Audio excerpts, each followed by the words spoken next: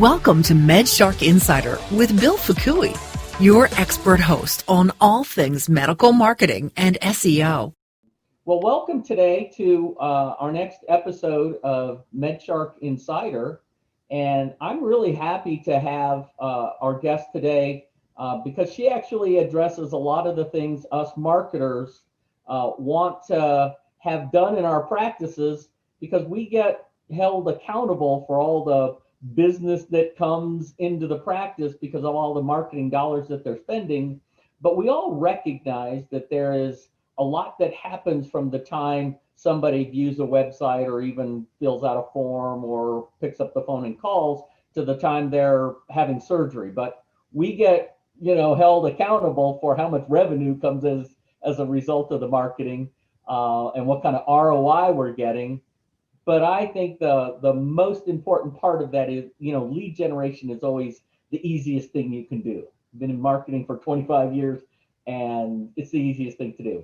Today, I've got Ashley Cloud, who is one of the, industry's premier consultants, practice management consultants, who actually goes into practices, has been in practices herself. So she has a lot of track record and hands-on experience of doing a lot of these things that we're going to talk about today. So I'm going to go ahead and introduce Ashley. Thank you for joining us today, Ashley. Hey, thanks for having me, Bill. Well, it's a pleasure having you. And we go back a few years in the digital marketing and going to the plastic surgery meetings stuff. Let's go ahead and start off. I get, and I'm going to start from me because I get a lot of questions from practices that are struggling a little bit. And I look at lead generation and stuff like that, and I'm asking them, how many phone calls do you generate from your marketing in a given month? And they'll tell me, and I said, and how many of those actually turn into scheduled patients or actually surgical patients?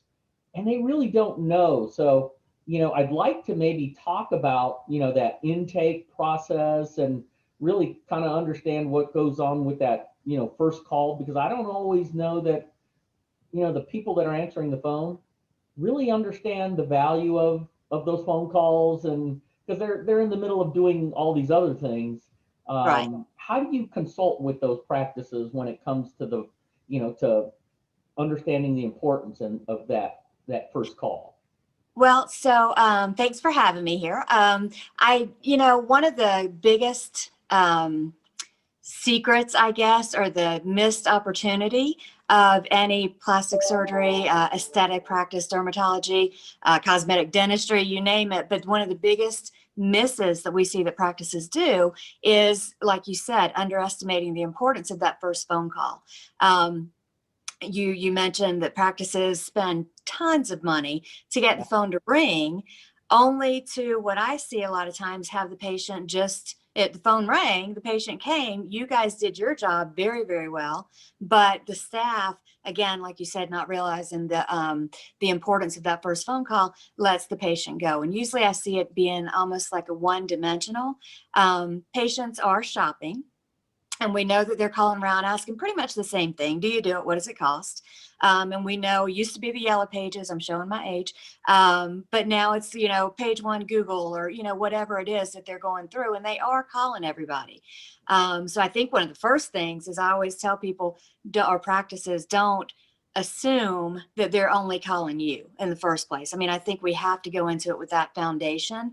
When you're answering the phone, you really need to make sure that you know that they probably just called Dr. X down the road and Dr. Y, and now with virtual, with Zoom and the pandemic and everything that's happening, the space has gotten much bigger for patients. I've got practices all over the country that are hearing more than ever from practices, or from patients from all over the country. So yeah, and I think that it's gonna probably stay that way. I mean, I don't think we're going to be going back to just having inside consultations in the office. So, but that being said, one of the things that we see is that, like you said, practices don't really, and I don't think it's that they don't want to engage with the patient, and I think it's really just that they don't know how.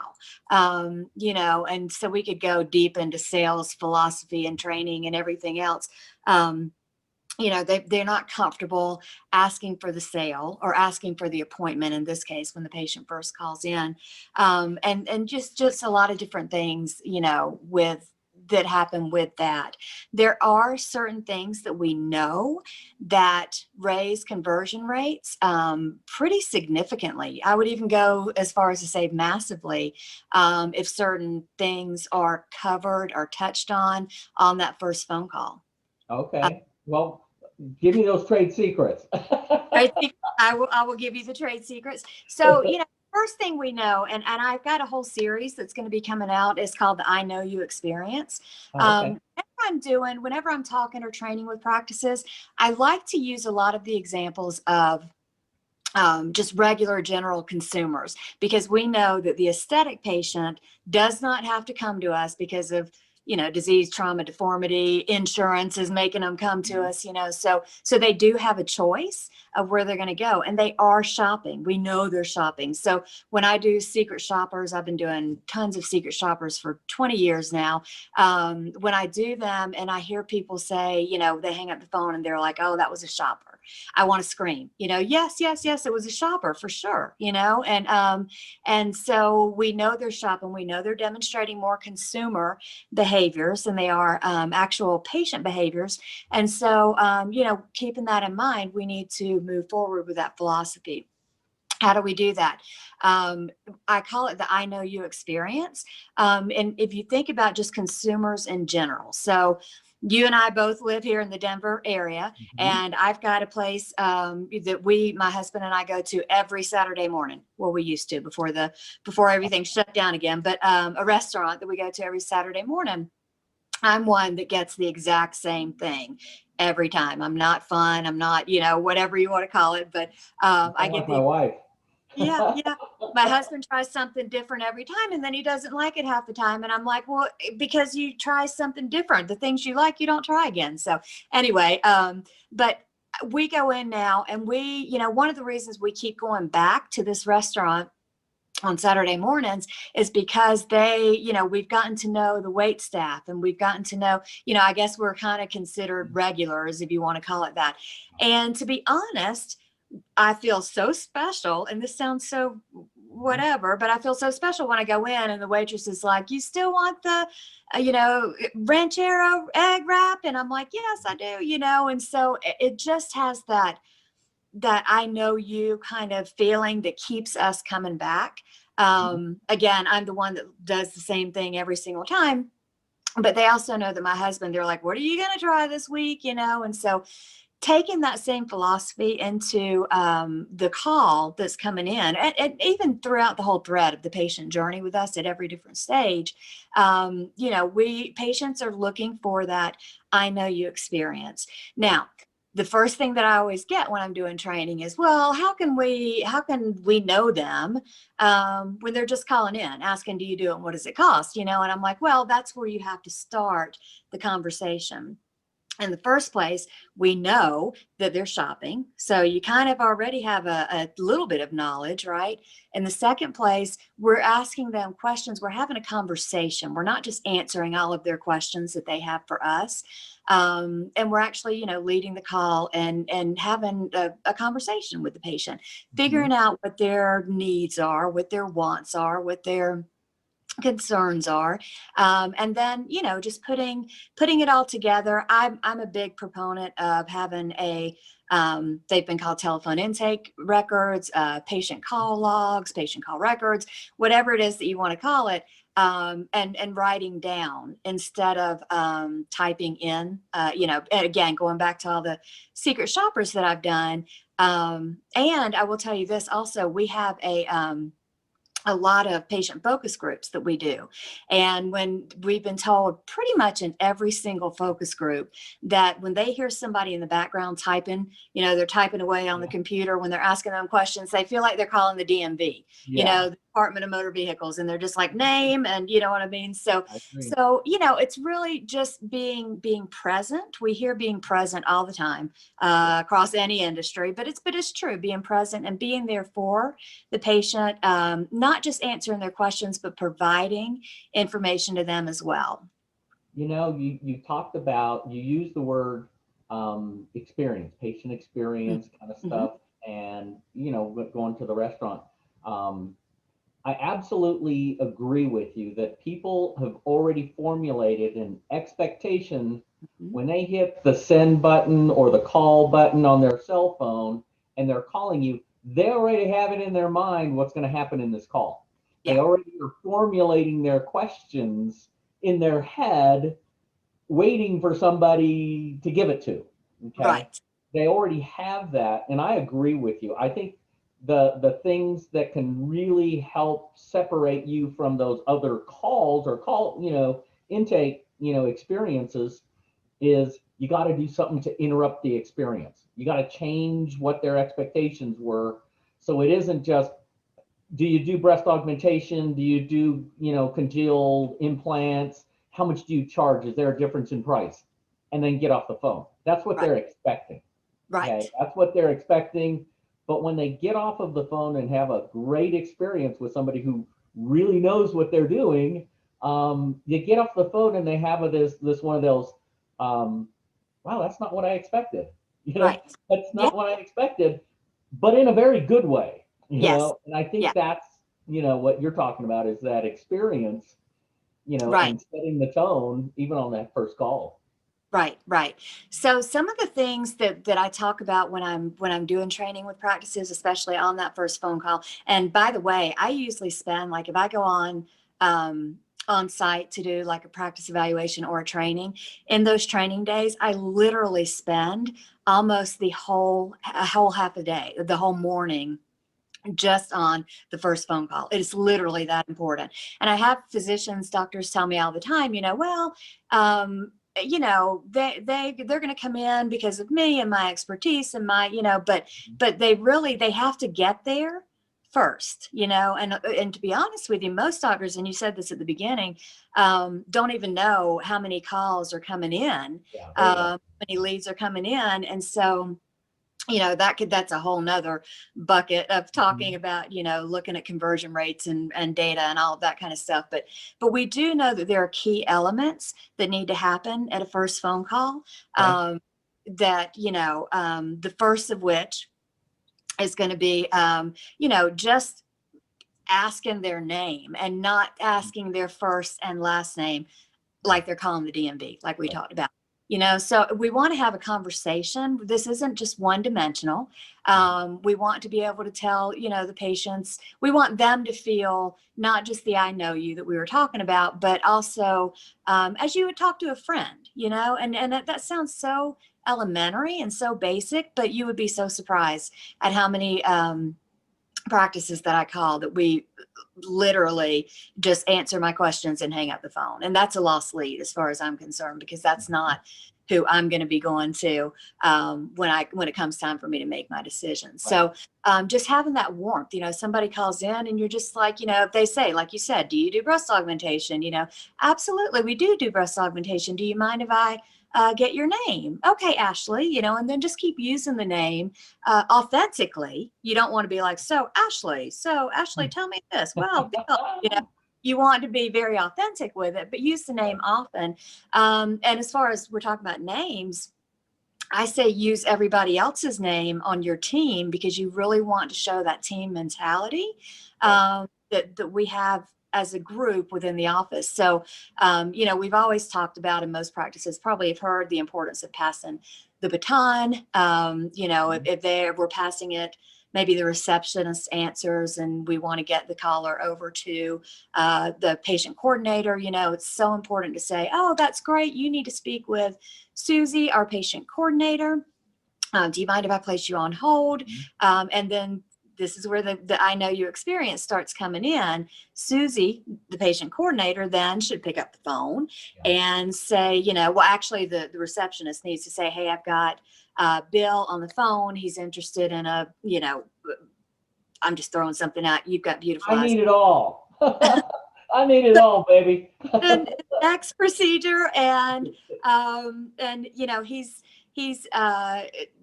thinking about having surgery, whatever kind of little Mhm. conversation that you guys had. Yeah. Then Susie should pick up the phone and say, hey, Bill, you know, Ashley tells me that you're interested in X procedure, and I'm very happy to help you. Do you have any specific questions? Just kind of getting the ball rolling, and kind of going from there. So passing of the baton is very, very important. The other thing I see a lot of times on secret shoppers that I do is, if it's a male physician, there's a lot of he'll meet with you, or the doctor will meet with you, or a lot of third party, pronouns and everything else. And really, we I again hear that need a to start. lot. And yeah, using It's patients. almost kind of like a God complex kind of thing. They're Yeah, up there. right.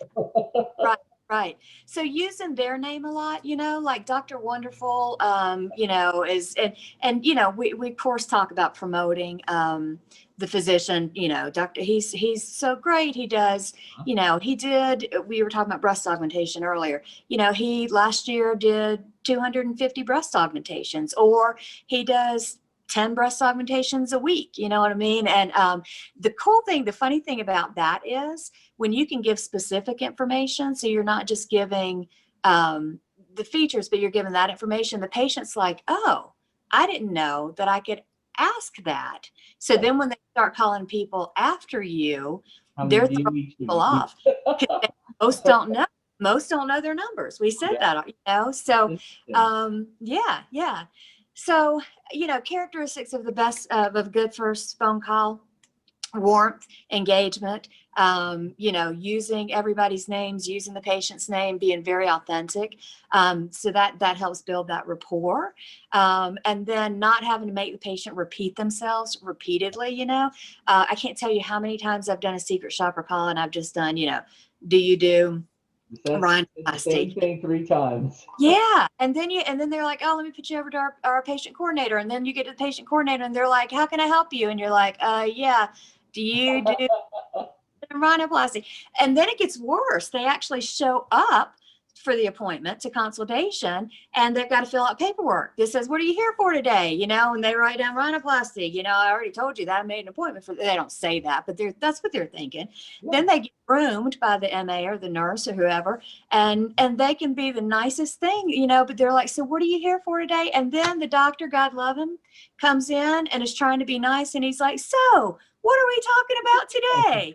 And it's just like, and this is another thing we hear in the patient focus groups that we do. They're just like having to repeat myself, which really goes against that I know you experience that we're talking about, because they should never, they tell us one time and that should be it. We need to have a protocol or a method to record that, and to be able to use it and over and over again. So there's that I know you.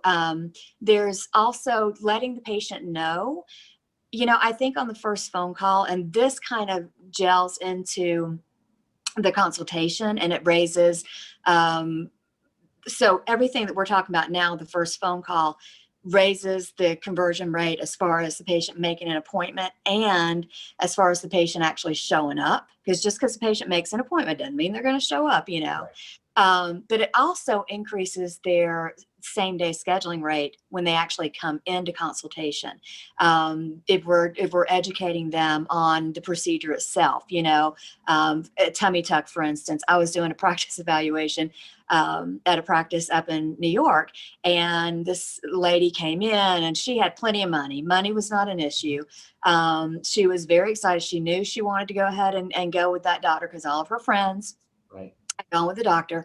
But then when she found out that the scar was, for a tummy tuck, is pretty significant. It's from hip bone to hip bone, which most, it's beneath the bikini area and everything else. So you can't really tell it, but some people, freak out over that. She apparently thought that you could do a tummy tuck laparoscopically. Oh, okay. So when she came in, we'd already talked about money on the phone. We talked about, everything else on the phone, downtime and everything else, but the scar was a deal breaker.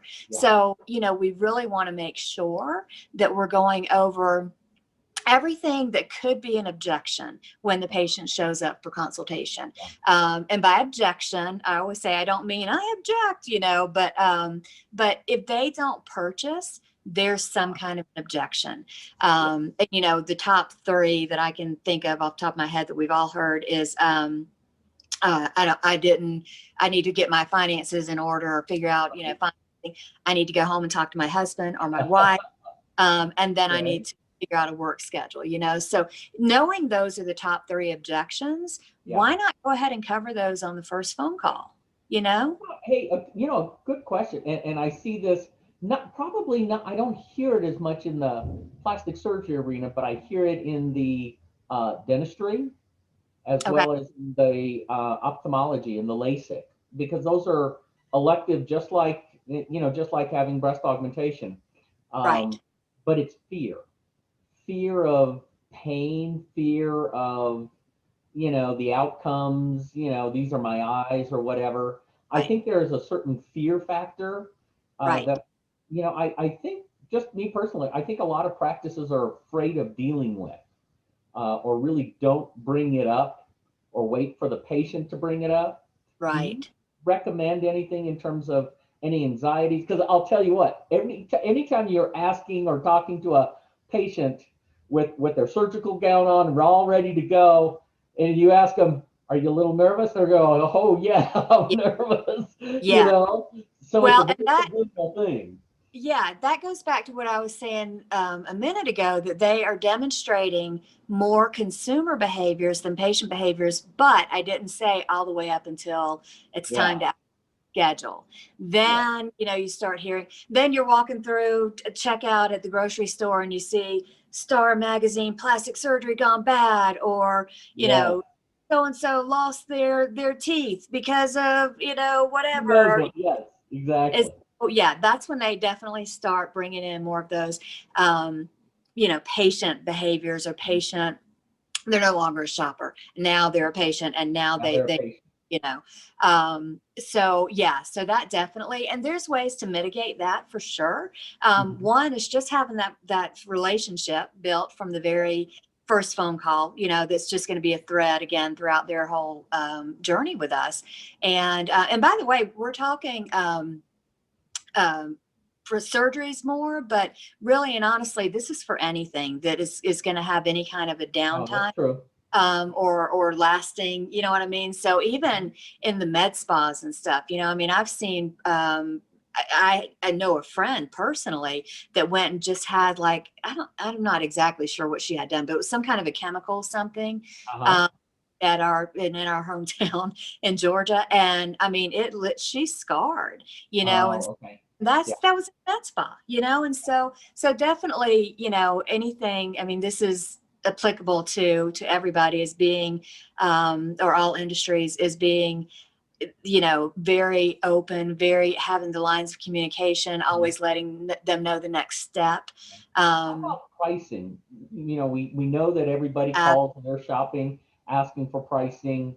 yeah. What's your recommendations when practices say, well, we don't give prices over the phone, or I give ranges, or I give, I'm not the cheapest guy in town and I don't want, I use it as a filtering way of Right, filtering right, only good patients, whatever that may be. right, right, What do you recommend in terms of, for the vast majority of practices who aren't scheduling out 3 months, you know, right, so they need new patients, right. where's that fall? Yeah, I always, always, always recommend giving prices. It can be a price range. That's Okay. fine. But always give prices, because here's the thing: we know that the patient is calling everybody. Now if you have a full schedule, you're booked 3 months out. Like you said, you may can get away with doing that. Yeah. Um, but I think that the patient. So a couple of things. when I talk to doctors, one of their biggest gripes is having a patient come in, they're spending an hour with them or whatever, and then the patient leaves and doesn't buy, and so we know that the higher the same day, and this is statistically, the higher the same day scheduling rate, meaning the patient comes to consultation and schedules that day, the higher their overall scheduling rate is going to be. Yeah. So that's very huge correlation between those two. If the patient doesn't know at least a range when they come in, that's, you're shooting yourself in the foot as a practice. So you have to give that. And here's the other thing. I say give it to them even if they don't ask. Because, that's not a bad idea. I never even thought about that. Yeah. Just say, and you can lead into it with all kinds of different ways. Are you familiar with pricing on this? Do you have any questions about pricing? Because the other thing is, if you can lead into them, like if you do, which most practices do, care credit, or, I don't even know all the ones that are out there now, but if you have a financing program, and if you so I've got two things to say, actually. So the first one is, if you have a financing program and you, tell the patient you're looking at about $10,000 for a tummy tuck, and then you hear crickets on the other end, say, is that about what you were expecting? We have to ask questions to figure out what's going on inside their head, right? And so if they say, well, that's more expensive, or even worse, if they just come out and say, oh gosh, well, Dr. X down the road is like half the price, so now we know that's good. We've got an objection. If we don't have objections, I'd rather have objections than not have any at all. You don't have any at all, you're a lame duck, in water. You're not able to overcome the objections. So I always say, just ask, do you, we do have financing available, and a lot of our patients, it's that whole feel, felt, found philosophy. A lot of our patients, go ahead and get approved before they even come in to the practice. So that way they've got that behind them and they don't have to worry about any of that at consultation. Is that something you'd be interested in? I'd be happy to send you some information. Right. The second thing that we hear, and this is funny, that we hear in patient focus groups is when they're actually sitting in front of you, like across the desk from the coordinator that's given them the pricing or whatever, and we go, would you like information on financing? They kind of have this, they sit back and they're like, what, do I look like I need financing? Do I look like I need this? Yeah. So if you go ahead and get it out of the way on the first phone call, and if you have other questions, we can talk about it, or you can call me back, whatever it is that you have. So I always say, absolutely, offer pricing, even if they don't. I love the idea that you even said, offer it even if they didn't ask, because some patients, they're almost a little reluctant to ask because they don't want to sound cheap, so to speak. Right. I don't call a plastic surgery office and, I obviously want to feel like I can afford it. So I don't ask, and some people never do. But yet they have this expectation that we didn't meet and we don't know why. Right. Yeah. So I love that. I love that. What about, you talked about, no-shows earlier. You mentioned no-shows. I get practices that do say that they have, no-show rates, and they charge fees for consultations and stuff like that to kind of elevate the conversions. What's your take on what's the best way to minimize those no-show rates? But at the same time, I don't want to create a barrier for people to come in and, and meet with us, because I want at-bats. I want our team, I want our doctor to have at-bats. Where's the sweet spot for that? Right. So I am not a proponent of consultation fees. And the reason for that is the data just does not show us that it helps at all. You may, what we see when we have consultation fees are less people that come actually to the practice, less people that make appointments. Again, go back to remember what we were saying. Patients are on Google and they're calling every single person that's on there. So, if 5 other people, in your market or most other people do not charge, the chances of them coming to you are very, very slim. Unless they've got some, like a big hook, and a hook meaning maybe they've got, 5 friends that have gone and had the exact same procedure and she loves all of them and everything else. But, it's funny, even then, we know, like used to, and you know this better than I do, but used to, when somebody was referred by friend or family, that was pretty much, a done deal. It's Now, right. yeah, yeah. And especially in with cosmetic procedures, used to, they would, nobody really talked about it. No, I just have been refreshed. You know what I mean? When they've had a facelift or you know what I'm saying? Now everybody's talking about it. So the chances that one person knows several people that have had the same procedure they're looking for, and not only that, by several different doctors, so again, it's getting really more competitive within our, our industry, with that happening. But to go back to, I just totally lost my train of thought. What was I saying? On the no-show stuff, what No, would you say yeah, strategies? What would you say is if you had a go-to thing, yeah. or what can practices, if there was one or a handful of things, what would you say, do these Right. things and you will have better no-show rates? So I would say, for sure, we need to talk about it with the patient on that first phone call. We Okay. need to, and let them know we're going to be calling, a week in advance or 2 days in advance or whatever. I like 2 days in advance, but if we're way out, we're 3 months out before we can even get them in, or even 6 weeks out, then we need to do more reminders. But one of the things that I see is always having the next steps outlined for the patient, and that's at every stage of their journey: the inquiry, the appointment, the consultation, the surgery schedule. Let them know what's going to happen next, and especially in follow-ups too, so that way they know and they're expecting you to call. The other thing that I would say is, have the coordinator, whoever spoke with them, so if you have a designated patient coordinator, Right. be the ones that actually make that phone call. Okay. And the consultation, or sorry, the confirmation call needs to be not just, hey, it's Ashley, calling to remind you your appointment with Dr. Wonderful tomorrow at 8 o'clock in the morning. See you then, bye. There's a lot of nice people out there. Nice doesn't get it anymore. We have to really be building those relationships. Sure. So let that confirmation call be just another step, another conversation. We're so excited to meet you. Remind them what's going to be happening. If it's a rhinoplasty, when you come in, you're going to meet with Dr. Wonderful and his nurse Sarah, and then we're going to do all kinds of fun stuff. It's going to, we're going to do like imaging and show you what your nose can look like afterwards, or if it's breast augmentation, we're going to try on implants. You really want to get that excitement going again. When patients are reaching out to us, they have a need like right then, right?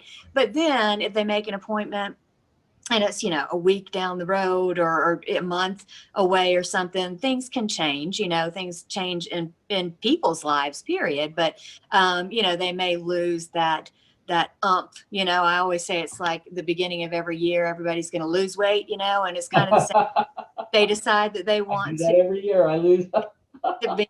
Me too. If I did that, I'd be down to nothing. Yeah, right. Yeah, but they get really, pumped up when they're calling everybody and when they're talking to everybody, but then, it can kind of maybe go away a little bit. So we need to really keep them engaged.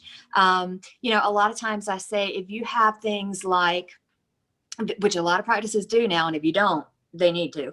But if they've got a video that the provider did on that specific, you have to be relevant to the patient. You don't want to send, I say the same thing with testimonials. You don't want to send testimonials. A 60-year-old facelift could care less about an 18-year-old breast augmentation, and how great she thought the doctor was. You know what I mean? So we really need to be relevant and send testimonials that are very personalized to that patient. What are their concerns and what are they talking to us about and coming to us for? That's what we need to focus on. So if you can do that, especially if there is a long wait, now if you can get somebody in tomorrow or, 2 days or even the same week, then I wouldn't worry about it. But, even then though, it couldn't hurt because you're getting them in that buying frame of mind.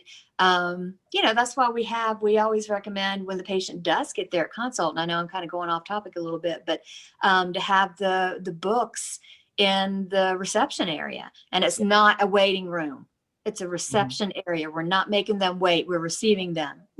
Yeah, So exactly. that, One of the things that you did mention, and I get this from a lot of practices because they never think about it in terms of when they're building their websites, or once they build a website, a lot of times they think, I'm done.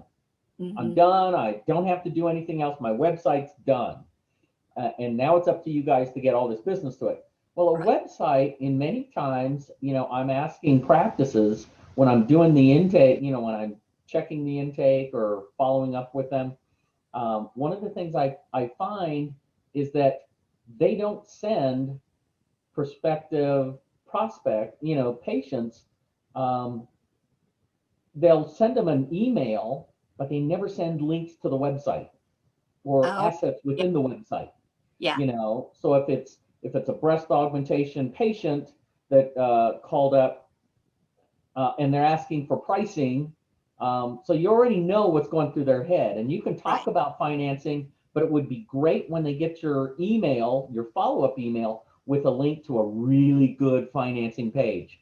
Yeah. And don't just hope people stumble on that page, but there are certain pages I say to practices, you got to think about what can you arm your intake sales team with? Yeah. What would be helpful for them? Would a page on what to expect during your consultation be a good page to have after you've had the conversation? And I could link to it, send them in the email, and they'll know, and I'll guarantee you they'll still click on it and read through it.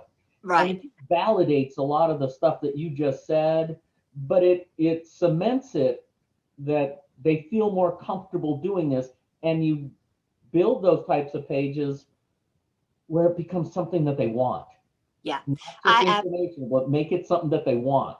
Absolutely, I agree. I think that would do a couple of things. One, it would position the provider and the practice as experts, right? If they can go and look at videos and look at, hear about, what's going to happen, like you said, at your consultation or anything like that.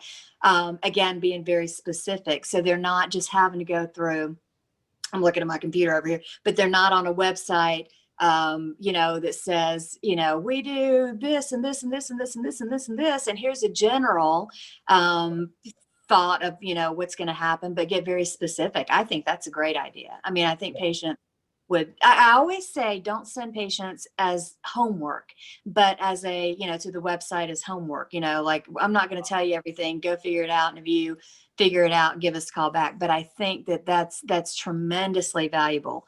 What you're saying. The other thing too is when you said that people are shopping all the time. I know when people do that, they'll send out 5 emails or they'll send out chats or whatever, and then they get back to their email, and now they've got 6 or 7 emails all in there from all these different practices, and they can't remember any of them who's who. All they see are these emails. Right. And so as they're clicking through, it's just text. It's just text. Yeah. And there's no connection, this message and Ashley's name, with XYZ practice. But if you can connect the two, now all of a sudden that message has more rapport building capabilities, and all this money you're putting into branding a website and all these months that it took you to build this, what is your virtual you never send them back there. Right. This is a great opportunity for you to cement that, that brand in their mind, not just over the phone, but even in your follow-up. I think the follow-up stuff you kind of mentioned to make sure that you're getting, low no-show rates. I think that's absolutely, you got to have that follow-up. Got to have the follow-up. I agree. No, I totally agree with that. And I think that having those pages, just keeping the patient interested. and having those pages. And then at the confirmation call, again, it doesn't need to be just, here's your appointment at this day and this time and see you later. Bye-bye. They need to remind them, have you had a chance to go to our website? Have you, and look at the video and I would even say, and this really gets more into what you guys do, but I would even say, when we talk about being very relevant to what the patient wants, to have pages that are specific, and I don't know how that would happen, that's you, but patients that are specific to, hey, here's what's going to happen at a breast augmentation. Here's a video of what's happening. Because again, if you're going to say, we're going to check your sizes, we're going to check this, you can't have that on every page, for every procedure. So I don't say you have to have it for every procedure, but absolutely for your bread and butter, your high priority stuff, you create them. You don't have to have everything for everybody, but make sure that you have the stuff for the ones you want, the kind of patients that you want. And we talk about the Pareto principle, and I never know if I'm saying that right, but the 80-20 principle. Yep. And I always tell practices, statistically, unless you're just really kind of all over the place, but especially established practices, they start getting very niche into like five or so procedures. Usually, what we see is your top 5 procedures are driving 80% of your revenue and 80% of your calls that are coming in and 80% of the patients that you're going to see. So all of your staff needs to, be inside and out on those top 5 procedures. But I would say also on the website, like you said, maybe if we never do a brachioplasty, an arm lift or whatever, we never do that. We wouldn't do videos on that. But if we did, breast aug, rhinoplasty, liposuction, tummy tuck, mommy makeover, whatever. We definitely need to have that. And I also think, and I talk to practices about this too, is when you go through websites, this whole idea of customizing things for the patient. So if I'm a breast aug patient or if I'm a facelift patient, you understand that I'm a different demographic, probably a different stage in life and different motivations, etc. Different calls to action are going to move me to action when I'm an 18 or a 25-year-old as opposed to a 55, 60-year-old that's getting ready, baby boomer that's getting ready to retire, completely different motivations and etc. So I do encourage, because I don't see this on a lot of practice websites, they don't have custom calls to action for the specific procedure or those patients that are on there. So you really should have custom calls to action for breast augmentation, as opposed to just schedule a consultation on every page. Customize it for your breast aug patients, or for your tummy tuck patients, or for your Brazilian butt lift patients, and have unique calls to action for those particular things, because those are as you said, it's the 80-20 rule. Invest in those 20%, and you're going to end up reaping a lot more of you don't have to do it on every page. But do it for the high priority things. You'll get a lot of value out of it. I agree. I could not agree more with you on that. I mean, we know, again, statistically that using the facelift and the breast aug is a very fast moving procedure. If you can't get them in within like 7 days, I think was the latest that I've seen, the chances of them, their no-show cancellation rate goes up, because they probably have already been in and seen another doctor, or maybe even scheduled with another doctor, but also their conversion rate goes down when they actually get there. But on the other hand, a facelift patient, and it could be a lot of different things. It's your face. If you mess up my breast, that stinks, but I can put a shirt on. You know what I mean? If you mess up my face, that really stinks, because it's out there for everybody to see, right? So that right. They've got that in the first place. But so if you had an opening for a facelift tomorrow, we know statistically that you're better off to put them out a couple of days, if not a couple of weeks, a week to 2 weeks, only because they, and again, we've done a lot of focus groups, and we hear with them that they're like, whoa, push back, wait a minute, why do you have an Don't appointment rush me. Yeah. tomorrow? Must not be doing too, you know what I mean? And so, so absolutely. But yeah, on the website, what you're saying, I think that is actually, I haven't seen anyone that's doing that. So I think that is a incredible value if you can do different pages for at least your 5. I think it all goes back to what you said. Put yourself in the shoes of your prospects. Mhm. Yeah. And not every prospect is the same for every Right. procedure. And customize your experience for them, whether it's on a web page or whether it's on the phone or whether Yeah. it's in the follow-up information or during the consult, is that you tailor those types of things because you know for most breast augmentation patients, this is the demographics, this is the interest, these are the concerns. So you can customize some of those. It's anticipation. You have to anticipate what it is that these people are wanting. What are they fearful of? What are the barriers for those people? And you've got to, already anticipate them and already taken steps to knock them down Right. Right. before they get there, Yeah.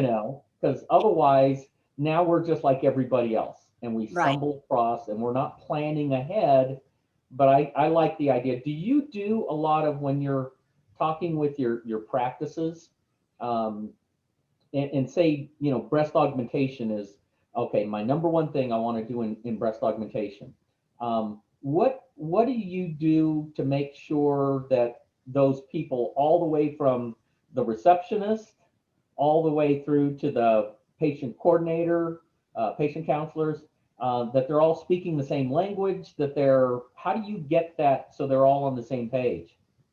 So I like to do internal trainings, or even webinar trainings or something like that. But basically, it goes back to the I know you experience, right? And so you have to have smooth passing of the baton, like we talked about. Now, once the patient actually gets there, I like morning meetings. I 100% hands down think that everybody needs to have a rally meeting in the morning. It can be 5 minutes. Okay. I've been lucky enough to be a part of some really, really good ones. But basically, and I don't know, I was trying to think of it earlier today. I was doing a training and I'm just spacing on the term, but there's some kind of psychology term that when something is placed in our mind, we tend to react on what was placed in our mind. And so what I'm saying is, if we know that, we've written down all the information, we know that Susie's coming in today. She's our 10 o'clock appointment. She is a facelift. She's getting, going on a cruise or something like that, something celebration or whatever. We tend to get excited for her without even realizing we're excited for her. If that makes sense. So when Yeah, she no, I goes think up, just the unknown, just removing the unknown. When somebody yeah, comes in, the more you know about them, the absolutely. easier it is to engage with them. But if you don't know anybody from Adam, but I love the idea of letting everybody know who this person is. We got her coming in at 10 o'clock. This is what wow, I think that's hugely valuable. Yeah, yeah. Because again, it gets everybody on the same page. It helps. We outwardly reflect what we've. So another thing, so I know I was at a practice one time, and the person coming in was like, had been crying on the phone. She had just gotten divorced. Which divorce is a huge reason why people come in and get surgery, but she was just really down in the dumps and really, and so during that morning rally meeting, it's our 11 o'clock is, Susie, she's coming in. She was really emotional on the phone. She's probably going to be really emotional here. And what I saw with the practice, the outward reflection was there was a big empathy. It was like they were giving her emotional, not physical, but emotional hugs. Yeah. It was very different than the lady going on a cruise, that was all excited and, didn't No, whatever. completely You know what I mean? different. It's that outward reflection that I just think it's imperative. Again, we're talking about that I know you experience, and when everybody's like, oh, you've got triplets. Well, it must be crazy around your house, but it just really makes them feel, going back to what I was saying at the very, very beginning, the restaurant, are you getting your, egg ranchero wrap? You know what I mean? And I'm like, yes. And I just feel so special. And, they probably could care less, but, but it makes me feel special. So, yeah. I think that's great.